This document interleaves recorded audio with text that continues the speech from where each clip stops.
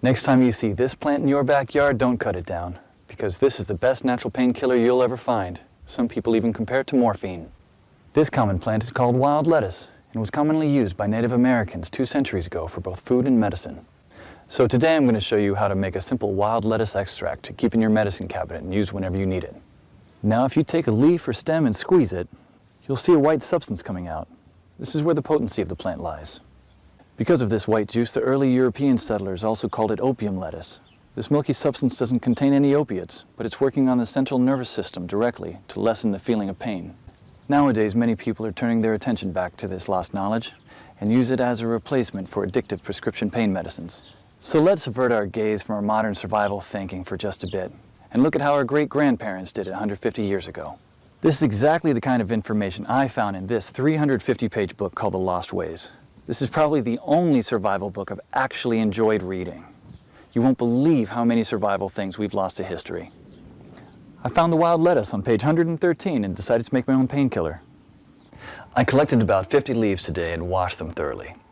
So the first thing you should do is grind them up in a blender, not very thinly and only just for a few seconds.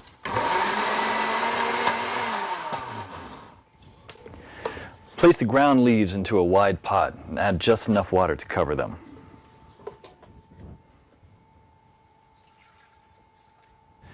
Now place the pot on the stove on low heat for 30 minutes. Do not let it boil because you'll destroy all the good stuff in it.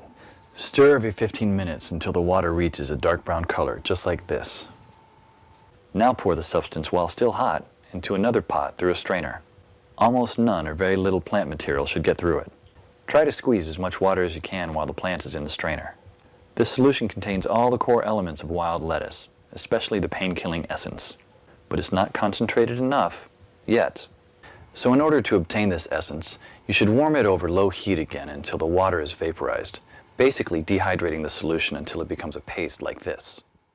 Be careful at the end when there is little water left. You should not burn the extract at the bottom of the pot. What you should have now here is pure wild lettuce extract. You can pour it in a small glass container like this and put it in your medicine cabinet for later use when you'll need it. Wild lettuce is unscheduled by the FDA, meaning it's legal to grow, own, and forage without prescription or license, just like how the Native Americans used to heal their pain. In The Lost Ways, you'll find lots of these common and valuable weeds with pictures, how to identify them, how to prepare them, and how to use them, all with different medical effects. Because when the medical system collapses, this will be the only option you have to heal yourself. I personally happen to know the man behind this book. Claude is an old-fashioned guy by any standard. He lives with his wife and 2 children in a log cabin he personally built, cooks outside on an open flame in a cauldron most of the time, and all of his clothes are handmade. He has a 150-square-foot root cellar stuffed with all sorts of homemade canned foods and goods, and he raises cows, sheep, and chickens. I thought several times to myself that this guy will never be troubled by any crisis, because the coming crisis we all prep for is what folks 150 years ago called daily life. No electrical power, no refrigerators, no internet, no computers, no TV, no active law enforcement, no Safeway or Walmart. They got things done or else we wouldn't be here.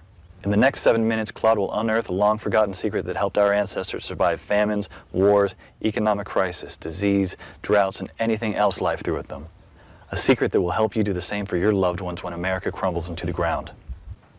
He's also going to share with you 3 pioneer lessons that will ensure your kids are well fed even when others are rummaging through garbage bins. In fact, these 3 old teachings will improve your life just as they did for me, immediately once you hear them. Hi, my name is Claude Davis. You may know me from my website, askaprepper.com, or you may have seen my warnings in the media, but few of you know me personally. My story is emotionally heavy, with struggles and disappointments, but also with faith in God and a strong will to survive that finally led to my being here. So pay close attention, because this video will change your life for the good. Lesson number 1, don't take anything for granted. My grandfather came to America from the Ukraine just before World War II, started a small farm in Texas. But before that, when he was only 12 and still in Ukraine, he survived a horrific famine. Out of the 100 families that lived on his street, only 20 people lived to tell the tale. What you're about to hear is a real recollection, as it was written in a personal journal just after the crisis by one of his neighbors.